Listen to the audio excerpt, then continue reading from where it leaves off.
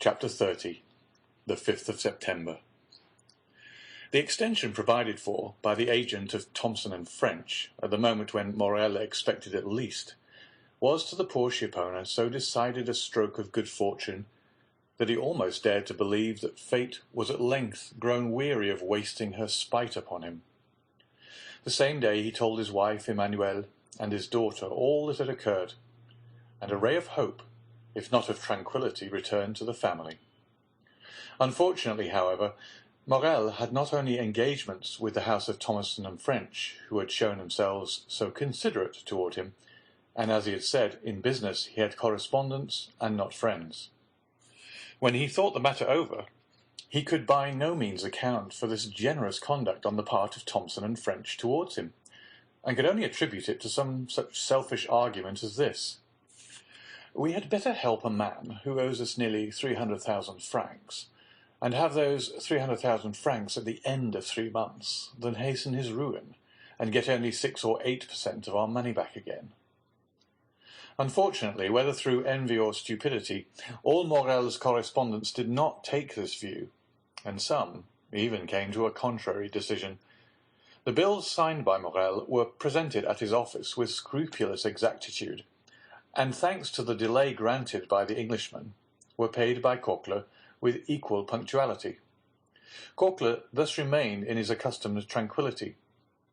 It was Morel alone who remembered with alarm that if he had to repay on the 15th the 50,000 francs of M. de Beauville, and on the 30th the 32,500 francs of bills, for which, as well as the debt due to the inspector of prisons, he had time granted, he must be a ruined man. The opinion of all the commercial men was that, under the reverses which had successfully weighed down Morel, it was impossible for him to remain solvent.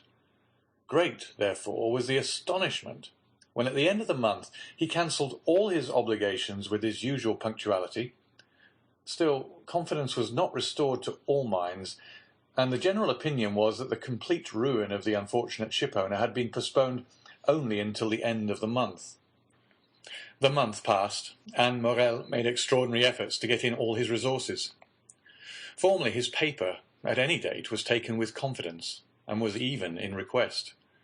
Morel now tried to negotiate bills at 90 days only, and none of the banks would give him credit.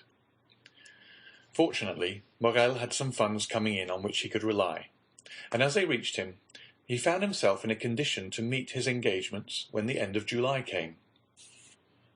The agent of Thomson and French had not been again seen at Marseille.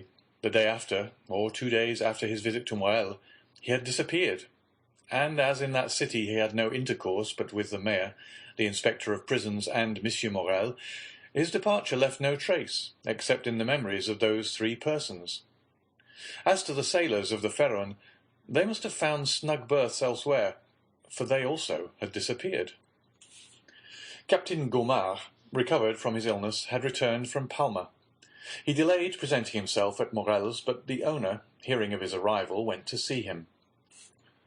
The worthy shipowner knew from Penelon's recital of the captain's brave conduct during the storm, and tried to console him. He brought him also the amount of his wages, which Captain Gaumard had not dared to apply for. As he descended the staircase, Morel met Penelon, who was going up. Penelon had, it would seem, made good use of his money, for he was newly clad. When he saw his employer, the worthy tar seemed much embarrassed, drew on one side into the corner of the landing-place, passed his quid from one cheek to the other, stared stupidly with his great eyes, and only acknowledged the squeeze of the hand which Morel, as usual, gave him, by a slight pressure in return. Morel attributed Penelon's embarrassment to the elegance of his attire.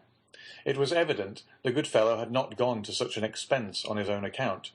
He was, no doubt, engaged on board some other vessel, and thus his bashfulness arose from the fact of this not having, if we may so express ourselves, worn mourning for the Pharaon longer. Perhaps he had come to tell Captain Gaumard of his good luck, and to offer him employment from his own new master. "Worthy fellows," said Morel as he went away, "may your new master love you as I loved you, and be more fortunate than I have been." August rolled by in unceasing efforts on the part of Morel to renew his credit or revive the old. On the 20th of August, it was known at Marseille that he had left town in the mail coach, and it was said that the bills would go to protests at the end of the month, and that Morel had gone away and left his chief clerk, Emmanuel, and his cashier, Coquelin, to meet the creditors. But contrary to all expectation, when the 31st of August came, the house opened as usual, and Coquelin appeared behind the grating of the counter, examined all bills presented with the usual scrutiny, and from first to last paid all with the usual precision. There came in, moreover, 2 drafts which M. Morel had fully anticipated, and which Coquelin paid as punctually as the bills which the shipowner had accepted. All this was incomprehensible. And then, with a tenacity peculiar to prophets of bad news, the failure was put off until the end of September. On the 1st, Morel returned, and he was awaited by his family with extreme anxiety, for from this journey to Paris they hoped great things. Morel had thought of Danglars, who was now immensely rich, and had lain under great obligations to Morel in former days, since to him it was owing that Danglars entered the service of the Spanish banker, with whom he had laid the foundations of his vast wealth. It was said at this moment that Danglars was worth from 6 to 8 millions of francs, and had unlimited credit. Danglars, then, without taking a crown from his pocket, could save Morel. He had but to pass his word for a loan, and Morel was saved. Morel had long thought of Danglars, but had kept away from some instinctive motive, and had delayed as long as possible, availing himself of this last resource. And Morel was right, for he returned home crushed by the humiliation of a refusal. Yet on his arrival, Morel did not utter a complaint or say one harsh word. He embraced his weeping wife and daughter, pressed Emmanuel's hand with friendly warmth, and then going to his private room on the 2nd floor, had sent for Coquelin. "Then," said the 2 women to Emmanuel, "we are indeed ruined." It was agreed in a brief council held among them that Julie should write to her brother, who was in garrison at Nîmes, to come to them as speedily as possible. The poor women felt instinctively that they required all their strength to support the blow that impended. Besides, Maximilien Morel, though hardly 22, had great influence over his father. He was a strong-minded, upright young man. At the time when he decided on his profession, his father had no desire to choose for him, but had consulted young Maximilien's taste. He had at once declared for a military life, and had in consequence studied hard, passed brilliantly through the Polytechnic School, and left it as sub-lieutenant of the 53rd on the line. For a year he had held his rank, and expected promotion on the first vacancy. In his regiment, Maximilien Morel was noted for his rigid observance, not only of the obligations imposed on a soldier, but also of the duties of a man, and he thus gained the name of the Stoic. We need hardly say that many of those who gave him this epithet repeated it because they had heard it, and did not even know what it meant. This was the young man whom his mother and sister called to their aid, to sustain them under the serious trial which they felt they would soon have to endure. They had not mistaken the gravity of this event, for the moment after Morel had entered his private office with Coquelin, Julie saw the latter leave it pale, trembling, and his features betraying the utmost consternation. She would have questioned him as he passed by her, but the worthy creature hastened down the staircase with unusual precipitation, and only raised his hands to heaven and exclaimed, "Oh, mademoiselle, mademoiselle, what a dreadful misfortune! Who could ever have believed it?" A moment afterwards, Julie saw him go upstairs, carrying 2 of 3 heavy ledgers, a portfolio, and a bag of money. Morel examined the ledgers, opened the portfolio, and counted the money. All his funds amounted to 6,000 or 8,000 francs, his bills receivable up to the 5th to 4,000 or 5,000, which, making the best of everything, gave him 14,000 francs to meet debts amounting to 287,500 francs. He had not even the means for making a possible settlement on account. However, when Morel went down to his dinner, he appeared very calm. This calmness was more alarming to the two women than the deepest dejection would have been. After dinner, Morel usually went out and used to take his coffee at the Phocéen Club and read the Semaphore. This day he did not leave the house, but returned to his office. As to Coquelin, he seemed completely bewildered. For part of the day he went into the courtyard, seated himself on a stone with his head bare and exposed to the blazing sun. Emmanuel tried to comfort the women, but his eloquence faltered. The young man was too well acquainted with the business of the house not to feel that a great catastrophe hung over the Morel family. Night came. The two women had watched, hoping that when he left this room, Morel would come to them. But they heard him pass before their door, and tried to conceal the noise of his footsteps. They listened. He went into his sleeping room, and fastened the door inside. Madame Morel sent her daughter to bed, and half an hour after Julie had retired, she rose, took off her shoes, and went stealthily along the passage to see through the keyhole what her husband was doing. In the passage she saw a retreating shadow. It was Julie, who, uneasy herself, had anticipated her mother. The young lady went towards Madame Morel. "He is writing," she said. They had understood each other without speaking. Madame Morel looked again through the keyhole. Morel was writing. But Madame Morel remarked, what her daughter had not observed, that her husband was writing on stamped paper. The terrible idea that he was writing his will flashed across her. She shuddered, and yet had not strength to utter a word. Next day Monsieur Morel seemed as calm as ever, went into his office as usual, came to his breakfast punctually, and then, after dinner, he placed his daughter beside him, took her head in his arms, and held her for a long time against his bosom. In the evening, Julie told her mother that although he was apparently so calm, she had noticed that her father's heart beat violently. The next 2 days passed in much the same way. On the evening of the 4th of September, Monsieur Morel asked his daughter for the key of his study. Julie trembled at this request, which seemed to her of bad omen. Why did her father ask for this key, which she always kept, and which was only taken from her in childhood as a punishment? The young girl looked at Morel. "What have I done wrong, father," she said, "that you should take this key from me?"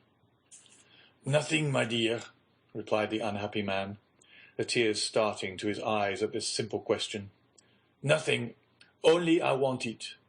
Julie made a pretence to feel for the key. "I must have left it in my room," she said, and she went out, but instead of going to her apartment, she hastened to consult Emmanuel. "Do not give this key to your father," said he, "and tomorrow morning, if possible, do not quit him for a moment." She questioned Emmanuel, but he knew nothing or would not say what he knew. During the night between the 4th and 5th of September, Madame Morel remained listening for every sound, and until 3 o'clock in the morning she heard her husband pacing the room in great agitation. It was 3 o'clock when he threw himself on the bed. The mother and daughter passed the night together. They had expected Maximilian since the previous evening. At 8 o'clock in the morning, Morel entered their chamber. He was calm, but the agitation of the night was legible on his pale and careworn visage. They did not dare to ask him how he had slept. Morel was kinder to his wife, more affectionate to his daughter than he had ever been. He could not cease gazing at and kissing the sweet girl. Julie, mindful of Emmanuel's request, was following her father when he quitted the room. But he said to her quickly, "Remain with your mother, dearest." Julie wished to accompany him. "I wish you to do so," said he. This was the first time Morel had ever so spoken. But he said it in a tone of paternal kindness, and Julie did not dare to disobey. She remained at the same spot, standing mute and motionless. An instant afterwards the door opened. She felt 2 arms encircle her, and a mouth pressed her forehead.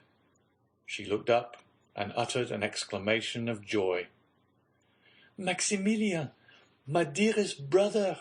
she cried, At these words, Madame Morel rose and threw herself into her son's arms.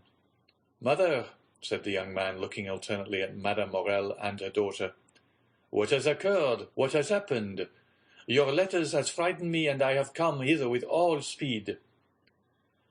"Julie," said Madame Morel, making a sign to the young man, "go and tell your father that Maximilian has just arrived." The young lady rushed out of the apartment, but on the first step of the staircase she found a man holding a letter in his hand. "Are you not Mademoiselle Julie Morel?" inquired the man with a strong Italian accent. "Yes, sir," replied Julie with hesitation. "What is your pleasure? I do not know you." "Read this letter," he said, handing it to her. Julie hesitated. "It concerns the best interests of your father," said the messenger. The young girl hastily took the letter from him. She opened it quickly and read, "Go this moment to the Allée de Meillan, enter the house number 15, ask the porter for the key of the room on the 5th floor, enter the apartment, take from the corner of the mantelpiece a purse netted in red silk, and give it to your father. It is important that he should receive it before 11 o'clock. You promised to obey me implicitly. Remember your oath. Sinbad the Sailor." The young girl uttered a joyful cry, raised her eyes, looked round to question the messenger, but he had disappeared. She cast her eyes again over the note to peruse it a second time, and saw there was a postscript. She read, "It is important that you should fulfill this mission in person and alone. If you go accompanied by any other person, or should anyone else go in your place, the porter will reply that he does not know anything about it." This postscript decreased greatly the young girl's happiness. Was there nothing to fear? Was there not some snare laid for her?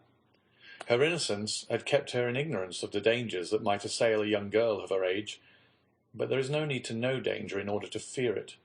Indeed, it may be observed that it is usually unknown perils that inspire the greatest terror. Julie hesitated and resolved to take counsel. Yet through a singular impulse it was neither to her mother nor her brother that she applied, but to Emmanuel. She hastened down and told him what had occurred on the day when the agent of Thompson and French had come to her father's, related the scene on the staircase, repeated the promise she had made, and showed him the letter. "You must go then, mademoiselle," said Emmanuel. "Go there?" murmured Julie. "Yes, I will accompany you."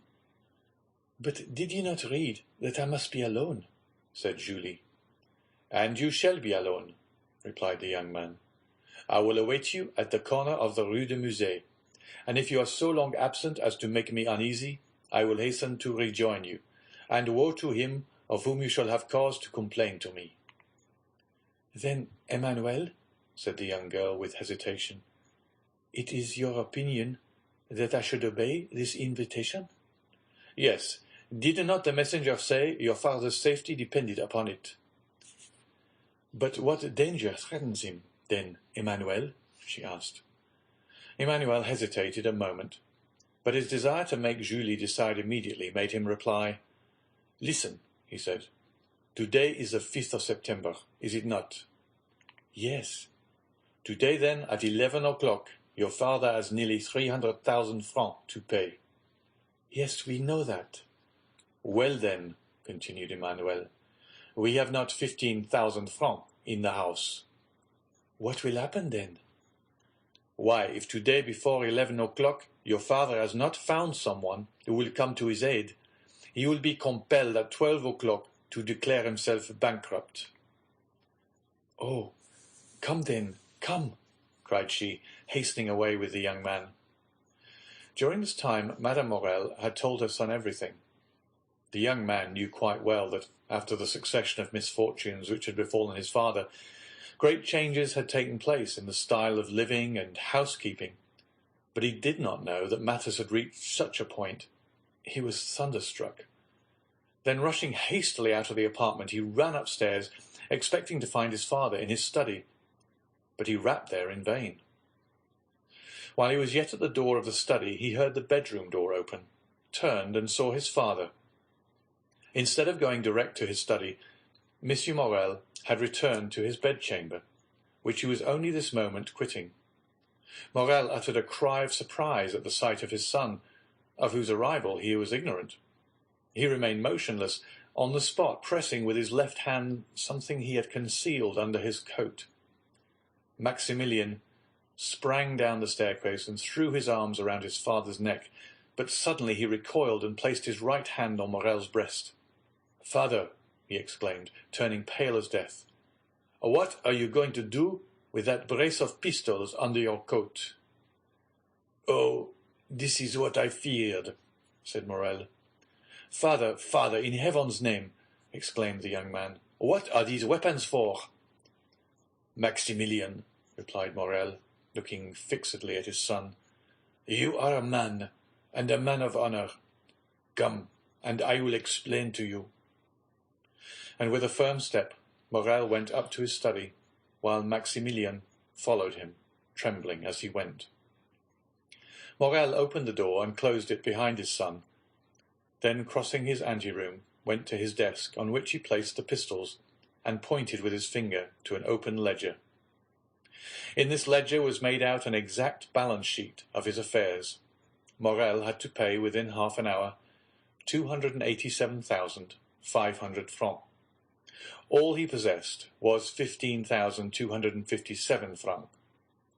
"Read," said Morel.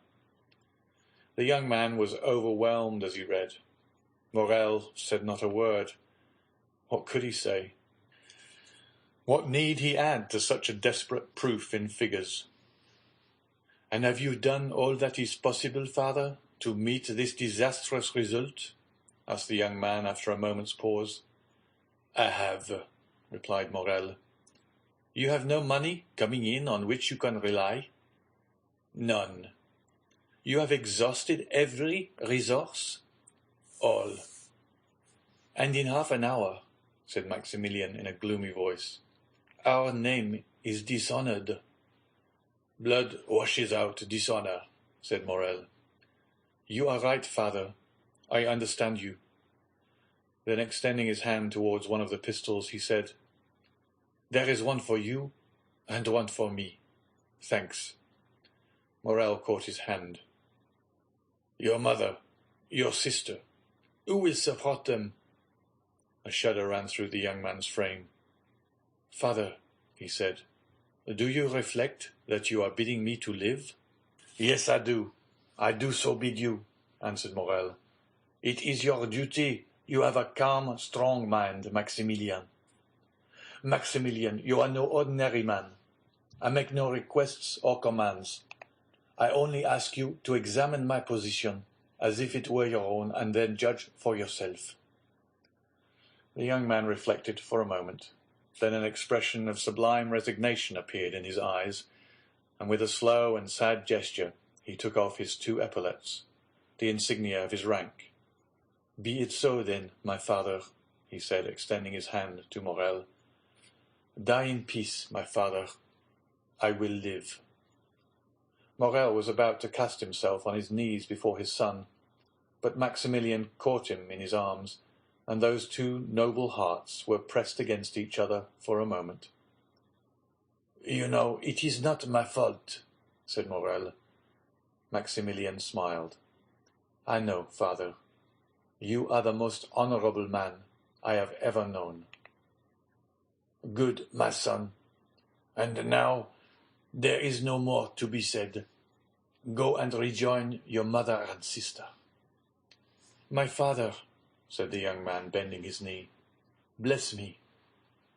Morel took the head of his son between his 2 hands, drew him forward, and kissing his forehead several times, said, "Oh, yes, yes, I bless you in my own name, and in the name of 3 generations of irreproachable men, who say through me, 'The edifice which misfortune has destroyed, Providence may build up again.' On seeing me die such a death, the most inexorable will have pity on you. To you, perhaps, they will accord the time they have refused to me. Then do your best to keep our name free from dishonor. Go to work. Labor, young man. Struggle ardently and courageously. Live yourself, your mother and sister, with the most rigid economy, so that from the day-to-day property of those whom I leave in your hands may augment and fructify. Reflect how glorious a day it will be, how grand, how solemn, that day of complete restoration on which you will say in this very office, My father died because he could not do what I have this day done, but he died calmly and peaceably, because in dying he knew what I should do. My father, cried the young man, why should you not live? If I live, all would be changed. If I live, interest would be converted into doubt, pity into hostility. If I live, I am only a man who has broken his word, failed in his engagements, in fact, only a bankrupt. If, on the contrary, I die, remember, Maximilian, my corpse is that of an honest but unfortunate man. Living, my best friends would avoid my house. Dead, all Marseille will follow me in tears to my last home. Living, you would feel shame at my name. Dead, you may raise your head and say, I am the son of him you killed, because, for the first time, he has been compelled to break his word. The young man uttered a groan, but appeared resigned. And now, said Morel, leave me alone, and endeavour to keep your mother and sister away. Will you not see my sister once more? Asked Maximilian. A last but final hope was concealed by the young man in the effect of this interview, and therefore he had suggested it. Morel shook his head. I saw her this morning, and bade her adieu. Have you no particular commands to leave with me, my father? Inquired Maximilian in a faltering voice. Yes, my son, and a sacred command. Say it, my father.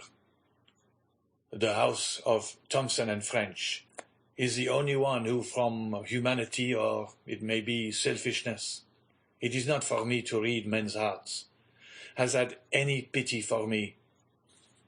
Its agent will in 10 minutes present himself to receive the amount of a bill of 287,500 francs. I will not say granted, but offered me 3 months. Let this house be the first repaid, my son, and respect this man. Father, I will, said Maximilian. And now, once more, adieu, said Morel. Go, leave me. I would be alone. You will find my will in the secretary, in my bedroom. The young man remained standing and motionless, having but the force of will and not the power of execution. Hear me, Maximilian, said his father. Suppose I was a soldier like you, and ordered to carry a certain redoubt, and you knew I must be killed in the assault. Would you not say to me, as you said just now, Go, father, for you are dishonored by delay, and death is preferable to shame? Yes, yes, said the young man. Yes. And once again embracing his father with convulsive pressure, he said, Be it so, my father. And he rushed out of the study. When his son had left him, Morel remained an instant standing with his eyes fixed on the door. Then, putting forth his arm, he pulled the bell. After a moment's interval, Coquelin appeared. It was no longer the same man. The fearful revelations of the 3 last days had crushed him. This thought, the house of Morel is about to stop payment, bent him to the earth more than 20 years would otherwise have done. My worthy Coquelin, said Morel in a tone impossible to describe, do you remain in the antechamber? When the gentleman who came 3 months ago, the agent of Thomson and French, arrives, announce his arrival to me. Coquelin made no reply. He made a sign with his head, went into the ante-room and seated himself. Morel fell back in his chair, his eyes fixed on the clock. There were 7 minutes left. That was all. The hand moved on with incredible rapidity. He seemed to see its motion. What passed in the mind of this man at the supreme moment of his agony cannot be told in words. He was still comparatively young. He was surrounded by the loving care of a devoted family. But he had convinced himself by a course of reasoning, illogical perhaps, yet certainly plausible, that he must separate himself from all he held dear in the world, even life itself. To form the slightest idea of his feelings, one must have seen his face with its expression of enforced resignation and its tear-moistened eyes raised to heaven. The minute hand moved on. The pistols were loaded. He stretched forth his hand, took one up, and murmured his daughter's name. Then he laid it down, seized his pen, and wrote a few words. It seemed to him as if he had not taken a sufficient farewell of his beloved daughter. Then he turned again to the clock, counting time now, not by minutes, but by seconds. He took up the deadly weapon again, his lips parted and his eyes fixed on the clock, and then shuddered at the click of the trigger as he cocked the pistol. At this moment of mortal anguish, the cold sweat came forth upon his brow. A pang stronger than death clutched at his heartstrings. He heard the door of the staircase creak on its hinges. The clock gave its warning to strike 11. The door of his study opened. Morel did not turn around. He expected these words of Coquelin, "The agent of Thomson and French." He placed the muzzle of the pistol between his teeth. Suddenly he heard a cry. It was his daughter's voice. He turned and saw Julie. The pistol fell from his hands. "My father!" cried the young girl, out of breath, and half dead with joy. "Saved! You are saved!" And she threw herself into his arms, holding in her extended hand a red netted silk purse. "Saved, my child?" said Morel. "What do you mean?" "You are saved! Saved! See! See!" said the young girl. Morel took the purse and started as he did so, for a vague remembrance reminded him that it once belonged to himself. At one end was the receipted bill for the 287,000 francs, and at the other was a diamond as large as a hazelnut, with these words on a small slip of parchment: "Julie's dowry." Morel passed his hand over his brow. It seemed to him a dream. At this moment the clock struck 11. He felt as if each stroke of the hammer fell upon his heart. "Explain, my child," he said. "Explain, my child," he said. "Explain, where did you find this purse?" "In a house in the Allée de Meillan, numero 15, on the corner of a mantelpiece in a small room on the 5th floor." "But," cried Morel, "this purse is not yours." Julie handed to her father the letter she had received in the morning. "And did you go alone?" asked Morel after he had read it. "Emmanuel accompanied me, father. He was to have waited for me at the corner of the Rue de Musée, but, strange to say, he was not there when I returned." "Monsieur Morel!" exclaimed a voice on the stairs. "Monsieur Morel!" "It is his voice," said Julie. At this moment Emmanuel entered, his countenance full of animation and joy. "The Pharaon!" he cried. "The Pharaon!" What? The Pharaon? Are you mad, Emmanuel? You know the vessel is lost." "The Pharaon, sir! They signal the Pharaon. The Pharaon is entering the harbour." Morel fell back in his chair. His strength was failing him. His understanding, weakened by such events, refused to comprehend such incredible, unheard-of, fabulous facts. But his son came in. "Father," cried Maximilian, "how could you say the Pharaon was lost? The lookout has signalled her, and they say she is now coming into port."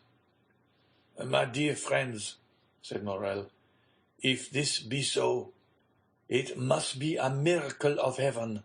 Impossible, impossible. But what was real and not less incredible was the purse he held in his hand, the acceptance receipted, the splendid diamond. "Ah, sir," exclaimed Coquelin, "what can it mean? The fair one." "Come, dear ones," said Morrel, rising from his seat.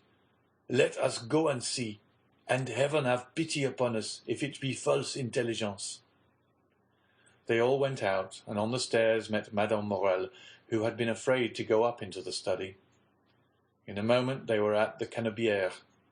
There was a crowd on the pier. All the crowd gave way before Morrel. "The fair one! The fair one!" said every voice.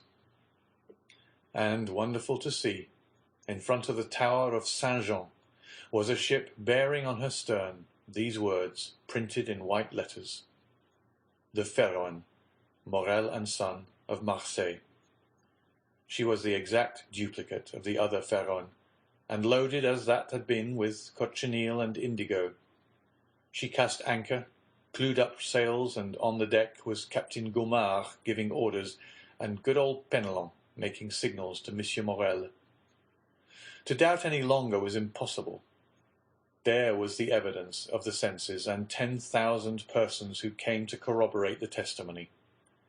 As Morel and his son embraced on the pier head, in the presence and amid the applause of the whole city witnessing this event, a man with his face half covered by a black beard and who, concealed behind the sentry-box, watched the scene with delight, uttered these words in a low tone: "Be happy, noble heart. Be blessed for all the good thou hast done and wilt do hereafter, and let my gratitude remain in obscurity, like your good deeds." And with a smile expressive of supreme content, he left his hiding-place, and without being observed, descended one of the flights of steps provided for debarkation, and hailing 3 times, shouted, "Jacopo! Jacopo! Jacopo!" Then a launch came to shore, took him on board, and conveyed him to a yacht splendidly fitted up, on whose deck he sprung with the activity of a sailor. Thence he once again looked towards Morel, who, weeping with joy, was shaking hands most cordially with all the crowd around him, and thanking with a look the unknown benefactor whom he seemed to be seeking in the skies. "And now," said the unknown, "farewell kindness, humanity, and gratitude.